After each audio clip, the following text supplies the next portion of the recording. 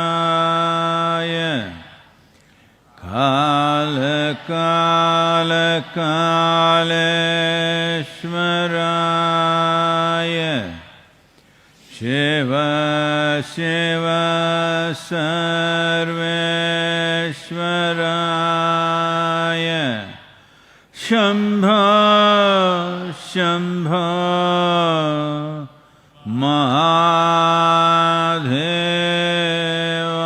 Mahadevaya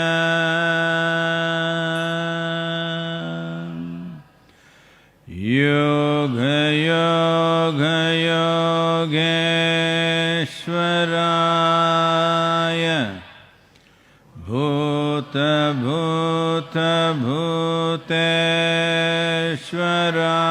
Bhuteshwaraya Carla Carla Carleshwaraya Shiva Shiva Sarveshwaraya Shambho Shambho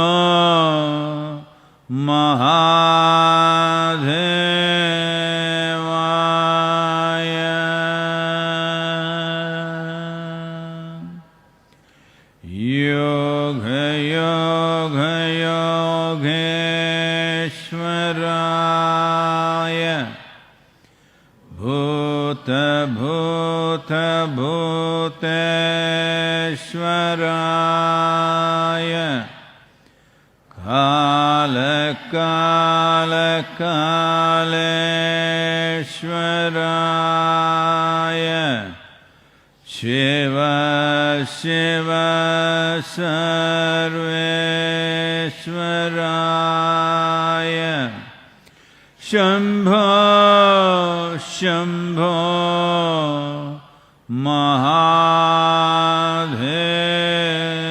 Mahadevaya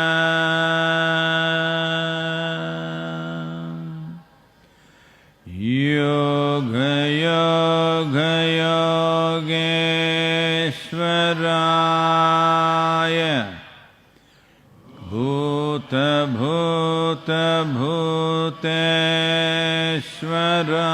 Bhuteshwaraya Carla Carla Carleshwaraya Shiva Shiva Sarveshwaraya Shambho Shambho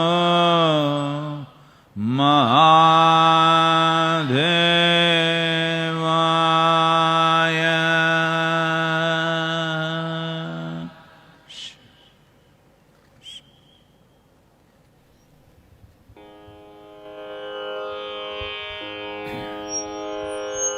Vitala Salaho Swami Vitala Salaho Swami Swami Vitala Salaho Swami Vitala Salaho Swami Vitala Salaho Swami Vitala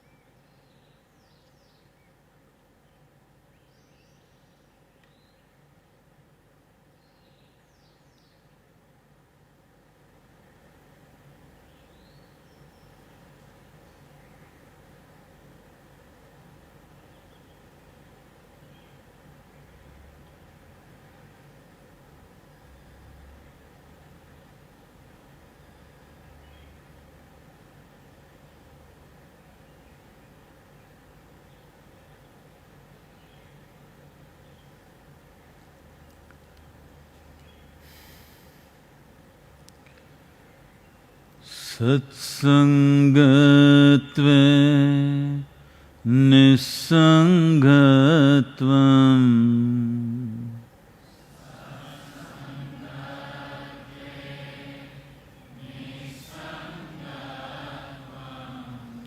nisangatve nirmohatvam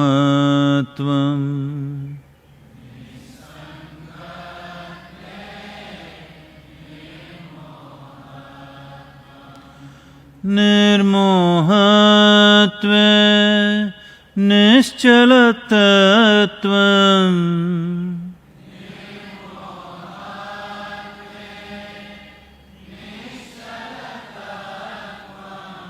nirmohatve nischalatatvam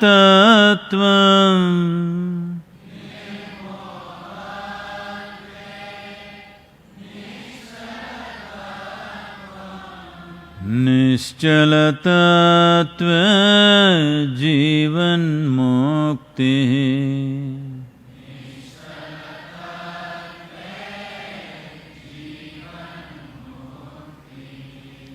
nischalatatva jivan mukti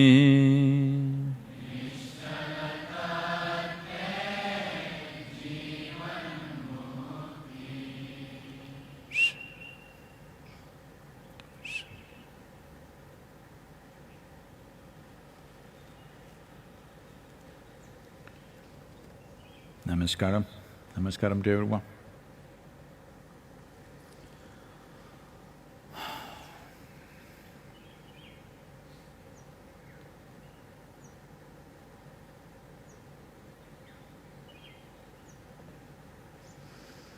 Well, as days go by, the virus death toll is rising, though in some countries it's a bit contained, many other new regions in the world running away. Unfortunately, United States has crossed over 30,000 or 32,000 deaths. Here, they gave me a lesser number, I don't know why. The news is saying 32,000. The last 24 hours, over 2,500 people, just in one country, largely focused probably in a couple of states. Spain, 19,000, Italy, nearly 22,000, France, over 17,000, UK, 13,000, Iran, 5,000. Over 2 million people infected by the virus, 137,000 people killed in the world. And I'm sure the real number is at least 10–20% more than this.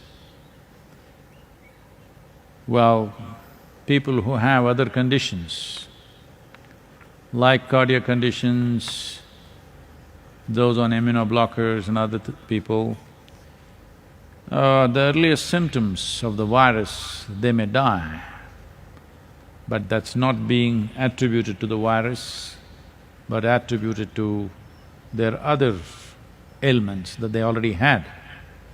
But without the virus, probably they would have lived much longer with their existing problems. So, in the last 24 hours, nearly 6,500 people have died in the world just of the virus. In India, we've crossed 422 people dead till now, 28 just in the last 24 hours. Worst day for United States, last 24 hours, as far as the virus is concerned. Over 22 nations have crossed 10,000 mark in terms of infections or confirmed cases. India slowly emerging as among the top 5 nations which have maximum amount of testing. From lockdown, we are quite efficiently moving into large-scale testing, which is the right direction to take. Kerala, UP, Tamil Nadu has less than 1% mortality rate for whatever reported cases, which I feel was expected. I told you many days ago that southern Indian people may have a little better resistance to this simply because of the food and their closeness to the land, and also a certain aspect of their genetics. The percentage has remained low, that's very good. In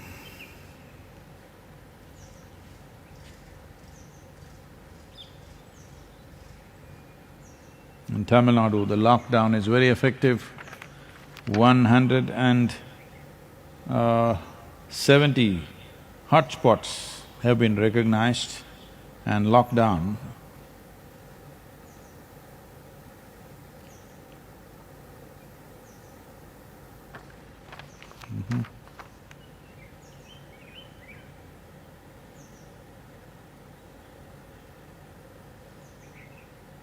I'm sorry, that was for India. In Tamil Nadu, 22 red districts, that is high concentration.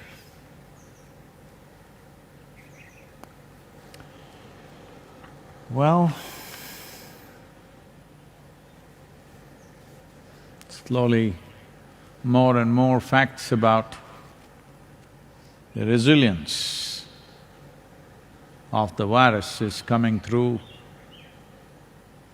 Now they're saying it's not necessarily because of physical distance that it jumps from one person to another. It can happen through the air conditioning systems. So, air travel and even to some extent rail travel will be a challenge because without air conditioning you can't run these transports. Hospitals which are air conditioned could be very efficiently distributing the virus to everybody.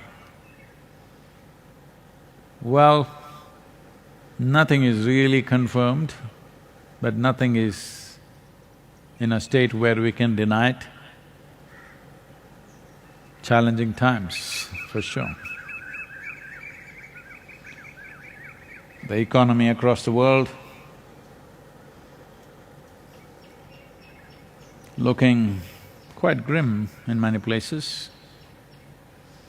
If we get back into economic activity, at least by mid-May or June, maybe in 6 to 9 months, we should be chugging along, not at the level of economic well-being that we knew, but reasonably well. But if it takes much more time to get agriculture, industry and businesses to buzz once again, then we are looking for hard times for at least 24 months, 18 to 24 months probably. Many nations, will they be able to get out of it for a long period of time is a question mark. As far as India is concerned, in the last 20 years, we've moved over 240 million people out of poverty. So this virus, lockdowns and downgrading of economy could push these people straight back into below the poverty line once again, which is very unfortunate because it took decades of striving to bring them out of poverty and again back. This is not going to be good for education, for the lower strata, economic strata in any society, particularly in a country like India. It'll be bad for women. When economy goes bad, even within the family, whoever is more vulnerable gets the maximum beating, unfortunately. Well, it's taken a huge effort to put the girl child into school in this country. Today, a very high percentage of girls, very high, probably better than most nations, even in rural India are in schools. Well, this could undo a lot of that work. What extent, nobody knows, but definitely it will undo that. A lot of things that need to be built back, putting us back by I don't know how long. Challenges are there. I hope as human beings, we become far more resilient than the virus and bounce back with vigor, bounce back with great enthusiasm and strength, because we are number one in the evolutionary scale of things on this planet. This is the time to prove it. How consciously, with how much intelligence and resilience we can bounce back. I think this is a test for who we are in many ways. It's a kind of war-like situation, but nobody is shooting at us. That is the grace. At least nobody is bombing our homes down, nobody is burning us out of where we live. If we are conscious and careful, we live. If we are a little arrogant, there is a price to pay.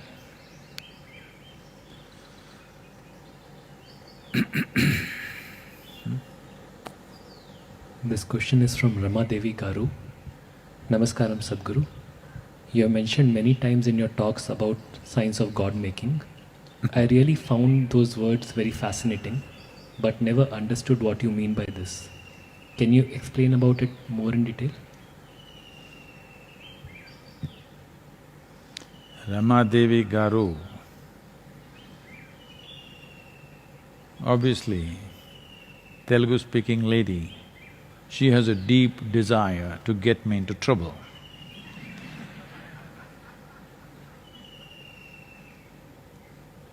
Because God is explosive material.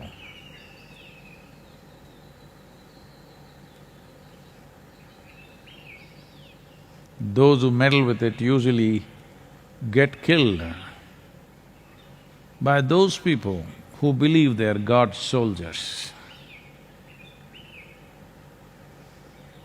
If God is omnipotent and powerful enough to make this inexhaustible creation, I don't think He would hire you as a soldier. Puny little thing you are.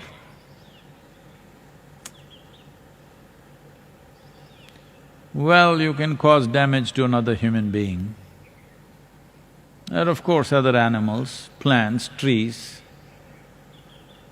If you stand here on this tiny little planet, freak and fret and throw even your nuclear damn bomb, nothing happens in the cosmos. You are too puny.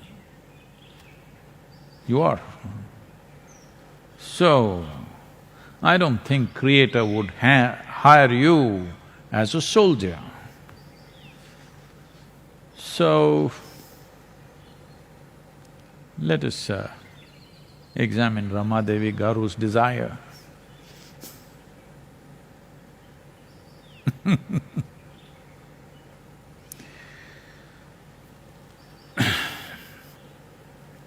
Please have the courage to look at this in a very fundamental way. Let us say, before human beings came upon this planet, well, a whole lot of stupid people believe the world started only with human beings. Well, today even a school-going child knows that's not the case. The world, the creatures, the plants, the trees and the cockroaches, they were here well ahead of you, 1 billion years ahead of you. So when there were no human beings,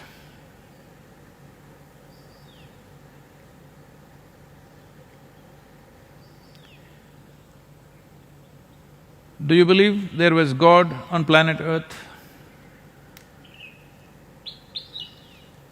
Even now, if all of us, entire humanity, if we go to sleep for 2 hours, everybody,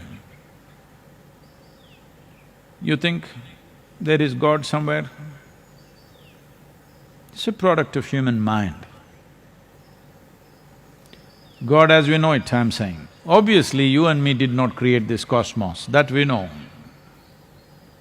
But this idea, there is a big man sitting up there and doing all this, is a product of a childish mind. It's a man, I want the ladies to remember. Ramadevi Garu, I want you to remember, it's a man. Fortunately in this culture, because we are conscious, it is we who make the gods.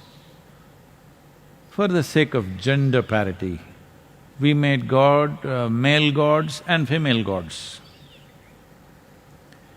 Everywhere else where they believe God is really up there and He makes you, there is only male God, you better understand that.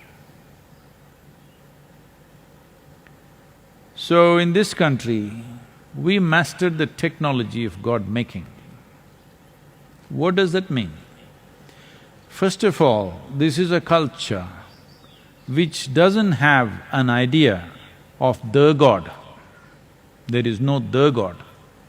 All the people you worship are icons of the past. You take Shiva, Rama, Krishna, whoever else, a Buddha, whatever. These are all people who walked this land at one time, went through all the drama of life, struggles and tribulations, more than you do. But because they became so iconic, we looked up to them as an inspiration to live better, which is natural among human beings, to look up to something which will upgrade you.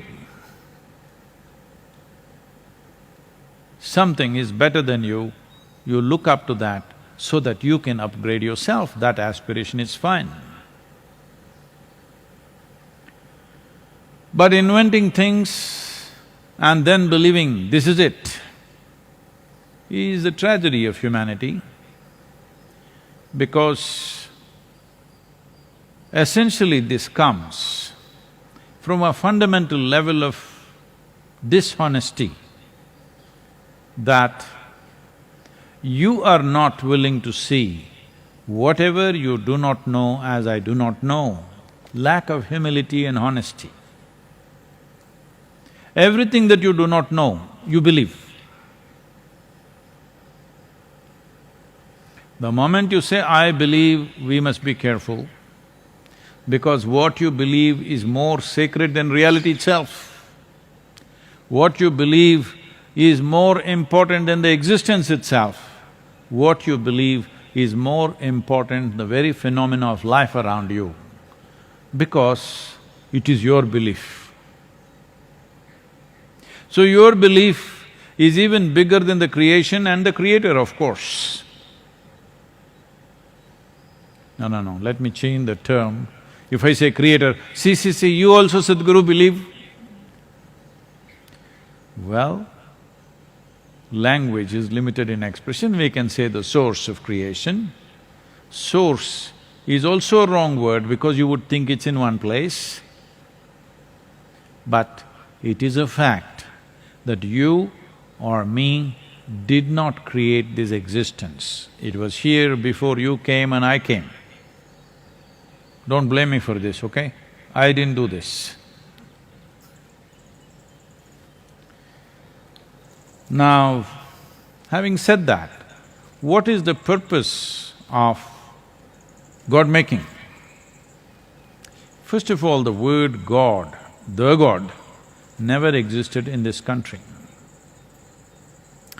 We are only looking at how to make things work. Because in this culture, you've always been told your life is your karma. Karma means you're doing. When I say, this is my karma, what it means is, this is my making. My life is my karma means, my life is my making. It's beautiful, it's my making. It's ugly, it's my making. I am right now joyful, this is my making. I am miserable, this is my making. Understanding that the way you are experiencing your life right now is entirely your making.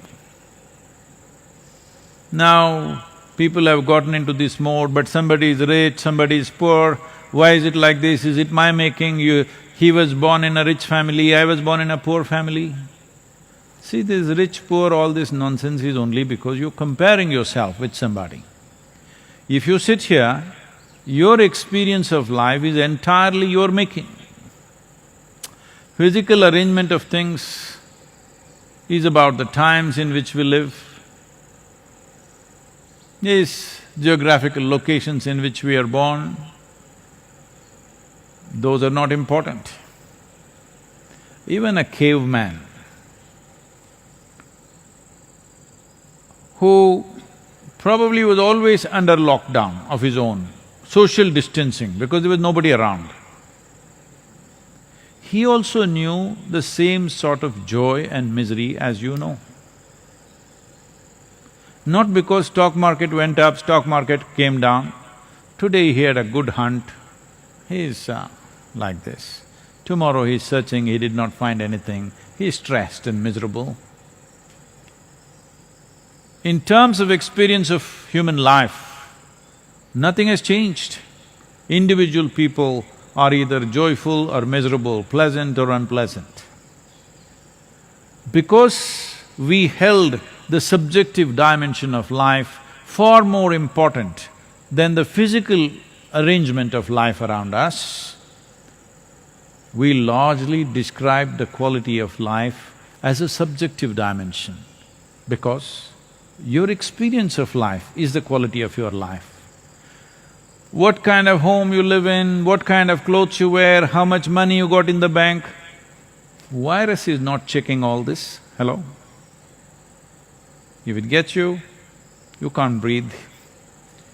Oh, he's got a lot of money, let's leave him alone. No such exemptions. Because this is the nature of life. So that is how we're looking at it. It doesn't matter what physical arrangements you have, how joyful you are, how miserable you are, how pleasant is your experience of life, how unpleasant is your karma. So knowing this, we started devising tools with which we can enhance our experience of life. Because we understood that This body itself is a mechanism. This human mechanism, we understood, is a better mechanism than that of a cockroach, a better mechanism than that of a dog, a better mechanism than even that of a tiger, though a lot of people wish to call themselves tigers or whatever. It's an evolutionary backward step. See, nobody calls themselves monkey, but people go further back and say, I'm a cobra, I'm a tiger. It's okay, it's their choice. I have no… individual choices, I have no issue, but it's an evolutionary backward step. Because we realized that this is a superior mechanism or a more advanced mechanism, this is capable of more things, then we realized that we could create many more mechanisms like this. See, suppose if you were made like this tree, I'm not saying that because it's a fat tree, not because of that. Even if you were like this tree, would you have thought up a bicycle? Bicycle is a mechanism that came to your mind simply because you're already mobile. You want to move faster, so you ran. But still it is not good enough, you want to go faster, so you thought up a bicycle. If you were made like a tree, however intelligent you were, you would not thought of a bicycle because it's of no consequence to you. Because you're mobile, you want to go faster, you came up with a mechanism. A mechanism like this or a machine like this is referred to as a yantra. So we started creating yantras of various kinds. Well, in the physical world, a bicycle, a motorcycle, a car, an airplane, now spacecrafts going elsewhere, all this stuff. But this is in the outer world. In the subjective dimensions, we started creating instruments or machines or yantras. Well, in the northern part of the country, probably this is largely lost except in a few places maybe. Because what you see as northern plains, it doesn't have a single ancient temple left. All of these things were razed to ground during invasions. They've just put up small makeshift temples here and there, and they're managing with that. Only in the Himalayan folds or deep in the east, where invasions did not go, you find ancient temples like Kamakya or Uttar Kashi or Gupta Kashi. These are ancient temples where invasions did not go. But the rest of the Gangetic plain, Punjab, Gujarat, all these places totally wiped out. It's only in southern India you really see ancient temples, and in the east like Puri and few other places.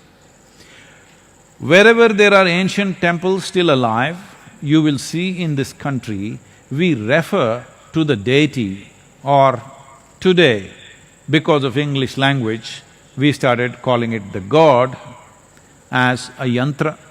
This usage of this word is still very much prevalent in southern India. We refer to the deity as yantra. That means we're calling the deity as a machine. We're calling it a machine. Because a machine is just a complex arrangement of forms. A form is a yantra. The basic form was always seen as a triangle. From that we created many complex forms and we made them function for our benefit. Well, there are many dimensions to this, difficult to explore with the clock ticking. But to put it in the right context, these are dimensions with which you can open up a new possibility, a new window into creation. You are not inventing anything, you are just enhancing your tools of perception so that you can experience and perceive dimensions that you would have not otherwise experienced. Like today with a telescope, you are able to see something that you would have not been able to see with your naked eyes. Well, how do we even know virus exists? A microscope. We are able to see something that we would have not otherwise seen with our naked eyes. 100, 200 or 500 years ago, if the virus came, most people in many parts of the world would believe it's God's wish, God is angry with us and killing us like this. That's what they would think and that's what they thought. Today, because our perception is enhanced with machines that we have created, we know this is a particular type of virus, what is its nature, how colorful it is, everywhere on the television channels, everywhere virus is floating around. We know its form, shape, color, everything.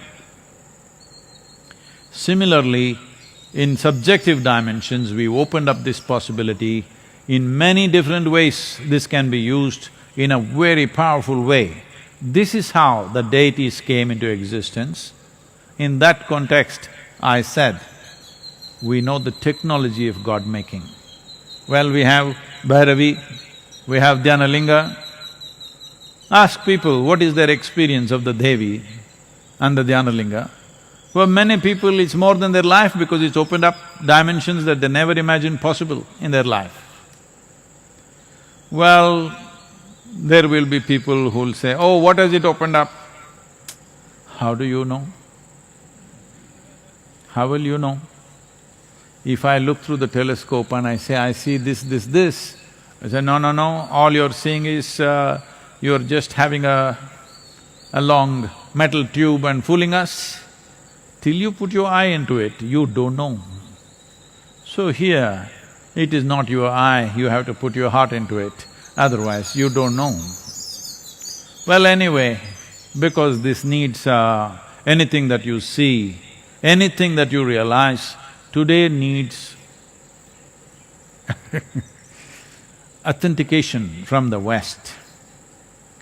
So you have Ramanujam, happened accidentally. Ramanujam, poured out mathematics.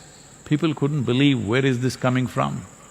Because what he said over a century ago, people are still trying to decipher and figure out. He even gave a kind of mathematical backbone to the concept or to the reality of the black holes. When there was no concept of black holes in the scientific community, he gave the math. He just poured out mathematics. People asked, where is this coming from? He said, my Devi bleeds mathematics. He used his Devi to open up the mathematical dimension. If you do not know this, in this culture, for every aspect of life, we have a certain deity, for everything. Because the idea was to create to find access, to create a tool, to create a window or to create a mechanism through which you could access that dimension of life. So this is a culture where we believed in only one thing, human ingenuity to create many possibilities. There is no looking up and saying, dear God, save me, protect me. This is a recent happening because everybody else claiming our God is taking care of us. We also had to make up something. Otherwise, always you were told, this is your karma. Either you make this wonderful or you make this miserable, it's up to you. There is nobody else intervening with this. It is your karma. Nobody, not your father, not your mother, not your God, not your angels, nobody can do anything to you. You can use all for your well-being, to create well-being, but essentially it's your karma. Your parents are one ingredient, your children may be another ingredient, your spouse may be another ingredient. Your temple, your prayer, your mantra, your yoga, or different ingredients of life. You can use this to make this into a wonderful piece of life, or you can use this to make it into a miserable piece of life. So based on this is the science of God-making, technology of God-making. But because of today's silly levels of logic, when I say silly levels of logic, rudimentary kindergarten level of logic is being stretched to everything. This is not being done by the scientific community, this is being done by a whole bunch of idiots who believe they are scientists. All they read is probably high school textbook on science. Beyond that, they have not seen nothing, but they will negate everything because they have such a crude sense of logic. With all your logic, you still don't know what you're made of, what is the nature of your existence. What are you talking about? Because you see everything, you hear everything, you smell, taste everything, just the way this mechanism is made. The parrots are not seeing the world the same way as you see it. The dogs are not seeing the world the way as you see it. They're not even hearing it the way as you hear it. Right here, there's so many creatures who experience the world totally differently. So, right now, your entire… I'm not talking about the scientific community, that simplistic scientists who are all over in the social media, they don't understand, their idea of science is based in the fundamental idea that everything is human-centric. This creation is not human-centric. Both these WhatsApp scientists and the religious people believe that creation is human-centric. It is not human-centric. If this entire solar system evaporates tomorrow, everything will go on fine in this creation. So don't make big fuss about the virus, just stay alive. Stay healthy, stay alive.